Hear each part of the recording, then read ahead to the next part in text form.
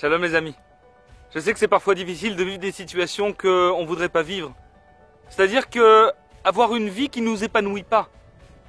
Une vie qui nous rend pas heureux et malgré tout devoir sourire, devoir s'en contenter. C'est pas évident. Pourtant c'est exactement ce qu'il faut faire pour pouvoir justement réussir dans le futur. C'est-à-dire que les plaintes, la tristesse, c'est sûr que ça nous garantit un avenir qui ressemblera au présent. Si on veut vraiment, véritablement se donner la chance d'avoir un avenir qui ressemble à nos rêves, un avenir qui nous épanouisse, un avenir qui nous rende heureux profondément, alors on n'a pas le choix. La seule solution, c'est justement de travailler sur cet avenir dans le présent, aujourd'hui, en commençant par être heureux maintenant avec la situation que tu vis aujourd'hui, quelle qu'elle soit, même si elle n'est pas avantageuse, même si elle ne correspond pas à ce que tu pensais, même si elle te déçoit, souris. Force-toi à sourire parce que ce sourire justement va attirer à toi l'abondance pour l'avenir. La situation que tu vis aujourd'hui est envoyée à Hachem et elle est pour ton bien. C'est les deux premiers fondements de la foi. La foi, elle permet justement de sourire dans les difficultés, dans les épreuves. Parce que ces difficultés aujourd'hui, elles sont pas permanentes. Et nous aujourd'hui, on n'a pas les bonnes lunettes. On croit que notre présent, c'est aussi notre futur.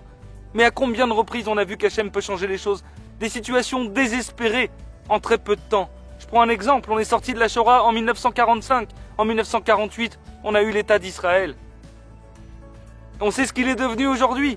3 ans. 3 ans pour changer une situation complètement catastrophique qui pouvait laisser envisager et présager qu'on signait l'arrêt définitif et la disparition du peuple juif avec un pays 3 ans après. De la même façon, de façon pratique, c'est-à-dire de façon personnelle pour chacun d'entre nous, Hachem a la possibilité, Dieu a la possibilité de changer tout dans nos vies. Mais seulement ce qu'il veut, c'est qu'on fasse le premier pas. Le premier pas, c'est sourire, malgré tout. Se dire que demain ça ira mieux. Avoir confiance et être content de ce qu'on a. Remercier pour les bonnes choses qu'on a malgré tout. Essayer de mettre de côté les choses qui nous plaisent pas et d'identifier ce qui nous plaît dans nos vies aujourd'hui et de remercier pour ça. Et de remercier également même à contre-courant pour les choses qui vont pas.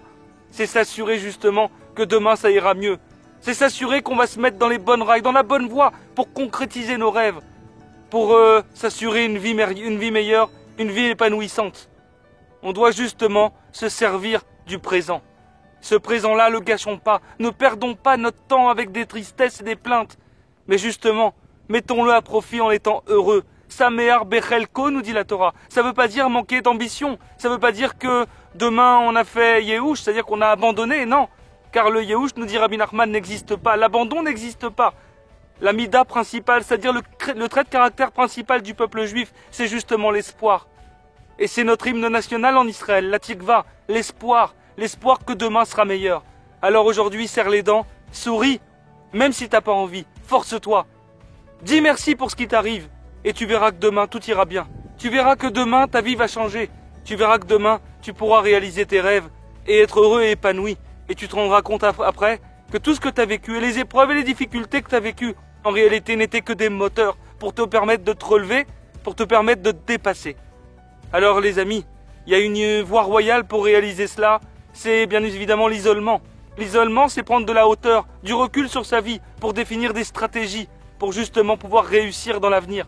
Et ça maintenant on peut vous aider à le faire parce que on a une méthode pour cela. Cliquez sur le lien de cette vidéo, ça vous permettra de comprendre comment agir dans votre vie pour la changer, dans le bien et pour vous réaliser. À très bientôt et bonne journée.